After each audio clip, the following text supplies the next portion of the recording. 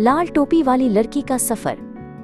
जब सूरज की रोशनी जंगल पर पड़ी, लाल टोपी वाली लड़की ने अपनी चमकदार लाल चादर के बटन लगाए। माँ ने टोकरी में रोटी और पाई रखी। सीधा दादी के घर जाना और अजनबियों से बात मत करना, माँ ने प्यार से कहा। लाल टोपी वाली लड़की ने जोश से सर हिलाया। रास्ता लंबे सरगोशी करते दरख्तों के नीचे बिल खा रहा था। तितलियां नाच रही थीं और लाल टोपी वाली लड़की खुशी खुशी चलती जा रही थी। अचानक एक साया हरकत में आया। नरम पंजे, सुनहरी आंखें, घुंघरियाले बालों वाला भेड़िया मुस्कुराता हुआ सामने आया। हेलो छोटी सी लड़की, भेड़िया नरम लहजे में बोला। ये खूबसूरत टोकरी लिए कहाँ जा रही हो? मैं दादी के घर जा रही हूँ, लड़की ने फख्र से कहा। भेड़िए की आंखों में एक खुफिया मंसूबा चमकने लगा। दादी के लिए कुछ फूल तोड़ लो, भेड़िया मीठे लहजे में बोला। मैं आगे जाकर उसे बता देता हूँ कि तुम आ रही हो। लाल टोपी वाली लड़की मुस्कुराई और फूल चुनने लगी, लेकिन भेड़िया हवा के झोंके की तरह जंगल में गायब हो गया।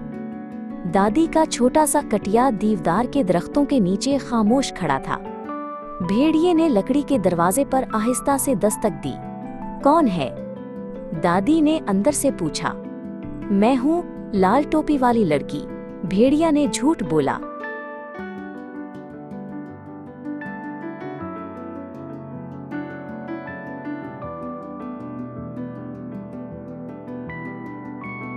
एक जिस्त में भेड़िए ने दादी को पूरा निगल लिया। फिर उसने दादी की ऐनक और टोपी पहनी और बिस्तर में जा लेटा।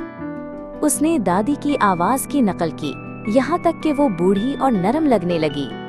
अब वो सरगोशी किया, मीठे का वक्त आ गया है। लाल टोपी वाली लड़की ने दरवाजा खोला और आहिस्ता से अंदर आई। कमरे में देवदार की खुशबू के साथ एक अजीब सी बू थी। दादी, आपकी आंखें इतनी बड़ी क्यों हैं? ताकि मैं तुम्हें बेहतर देख सकूं, प्यारी बच्ची, भेड़िया धीरे से गुर्राया।